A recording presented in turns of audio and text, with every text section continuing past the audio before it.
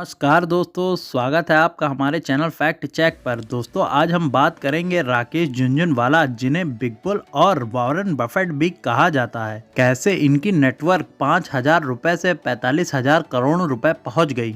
5 जुलाई 1960 को मारवाड़ी फैमिली में जन्म लेने वाले राकेश झुनझुनवाला के पिता अंबानी या टाटा बिरला तो नहीं थे, लेकिन वो टैक्स डिपार्टमेंट में कमिश्नर थे, जिनकी रुचि स्टॉक मार्केट में बहुत ही ज्यादा थी। वो अक्सर अपने दोस्तों के साथ स्टॉक मार्केट में हो रहे उतार चढ़ाव की बात करते थे और उनकी ये सारी बात सुनता था उनका 9 साल का बेटा राकेश। राकेश ने एक दिन पूछ ही लिया कि मार्केट में इतना उतार चढ़ाव क्यों होता है, जिस पर उनके पिताजी ने उनसे कहा कि रोज न्यूज़पेपर में आ रही स्टॉक मार्केट की न्यूज को देखे और स्टडी करे कि किस तरह की न्यूज से मार्केट में उतार चढ़ाव होता है। उनके पिताजी की इस सलाह से राकेश ने डिसाइड कर लिया कि उन्हें स्टॉक मार्केट में ही अपना कैरियर बनाना है। पर उस वक्त उनके पिताजी ने उनको एक सलाह और दी कि पहले वो अपनी पढ़ाई पूरी करें,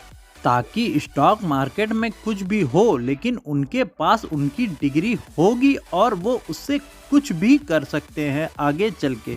सलाह से राकेश झुनझुनवाला जी को रिस्क लेने का कॉन्फिडेंट आ गया, लेकिन स्टॉक मार्केट में जाने के लिए सिर्फ कॉन्फिडेंट ही नहीं काफी होता, उसके लिए चाहिए रुपया। रुपया कहाँ से आएगा? उसके लिए तो पहले ही पिताजी ने कह दिया था, ना तो मुझसे मांगना ना तो किसी दोस्त से लेना।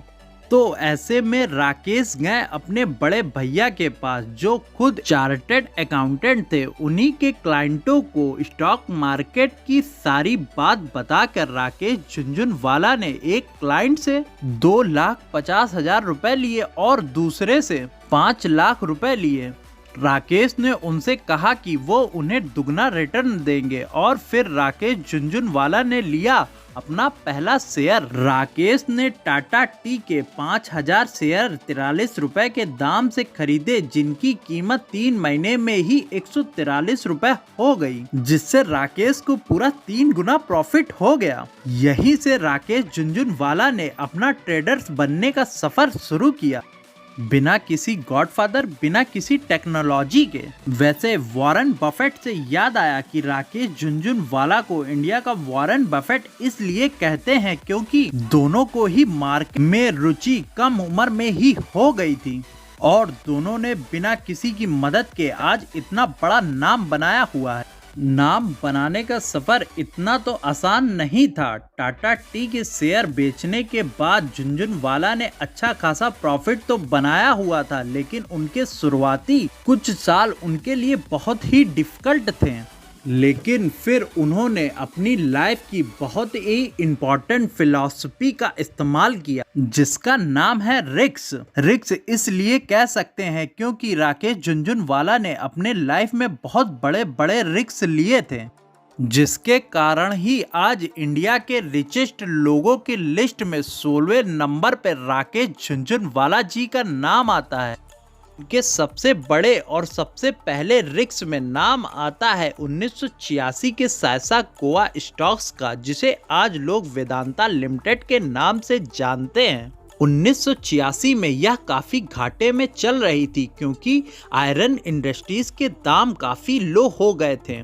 इस वजह से साइसा गोवा के स्टॉक्स के दाम बिल्कुल गिर चुके थे। उस वक्त जहां लोग अपने स्टॉक से पैसे निकाल रहे थे, वहीं राकेश झुनझुनवाला ने 25 से 26 रुपए के 4 लाख स्टॉक्स खरीद लिए, जिसकी कीमत लाखों में नहीं बल्कि 1 करोड़ रुपए थी, जो उस वक्त उनकी पूरी जीवन की जमा पूंजी थी। इसका मतलब साइसा गोवा अगर डूबता तो राकेश झुनझुनवाला जी को साथ ले डूबता। तो फिर उन्होंने इतना बड़ा रिस्क क्यों लिया? ये क्यों राकेश झुनझुनवाला किसी भी कंपनी में इन्वेस्ट करने से पहले कंपनी की पूरी इंफॉर्मेशन निकाल लेते थे। उन्हें पता था कि दुनिया में इंडिया आयरन और स्टील के लीडिंग इन्फोसिस में एक है। कंपनियों की कीमत फिलहाल कम क्यों ना हो, लेकिन इनकी डिमांड्स कभी खत्म नहीं होगी, बल्कि इसीलिए उन्होंने इतना बड़ा रिस्क लिया था, जिसका फल उन्हें कुछ ही महीने में मिला कि साइसा गोवा के स्टॉक्स अगले ही साल 25 से 20% बढ़ गए। इसके बाद आते हैं रिक्स नंबर 2 पे। 1989 में बजट अलाउंस के पहले पूरा मार्केट ठंडा पड़ गया था, क्योंकि लोगों को लग रहा था कि वीपी सिंह की सरकार का बजट बिजनेस फ्रेंडली नहीं होगा बल्कि पब्लिक फ्रेंडली होगा। इसलिए सब लोग जहां अपना पैसा मार्केट से निकाल रहे थे, वहीं झुनझुनवाला जी ने अपना पूरा पैसा मार्केट में लगा दिया और किस्मत ने फिर से उन्हें उसी जगह ला के खड़ा कर दिया जहां से उन्होंने शुरुआत की।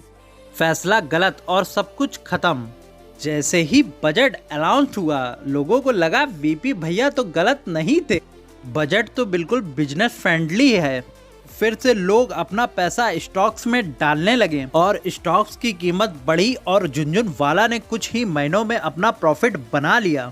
झुनझुनवाला को बिल्कुल भरोसा था कि वीपी सिंह का बजट बिल्कुल बिजनेस फ्रेंडली ही होने वाला है, क्योंकि वीपी सिंह खुद ही बिजनेस बैकग्राउंड से थे।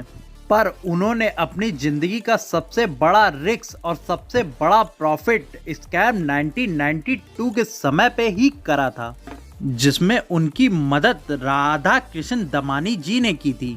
राधा कृष्ण दमानी ने बता दिया था कि मार्केट इतना ऊपर जा रहा है, पक्का कोई ना कोई वजह है और ये मार्केट क्रैश जरूर होगा। तभी दमानी जी की बात सही निकली और झुनझुनवाला ने सबसे बड़ा प्रॉफिट कमाया।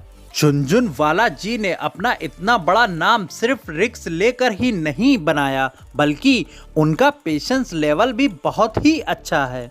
ये बात आपको उनके टाइटन के स्टॉक्स देखकर ही पता चल जाएगा। टाइटन के स्टॉक 2003 में 5 रुपए के लिए थे, जिसकी कीमत कुछ ही साल में 80 रुपए हो गई थी और उसके बाद वो स्टॉक गिरने लगा, फिर वो 30 रुपए हो गया। लेकिन झुनझुनवाला जी ने इतना प्रॉफिट कम समझा और पैसा नहीं निकाला, क्योंकि उन्होंने देख लिया था ना तो कंपनी की सेल वैल्यू खत्म हुई है, ना तो कंपनी लॉस में है, इसलिए उन्होंने नहीं बेचा।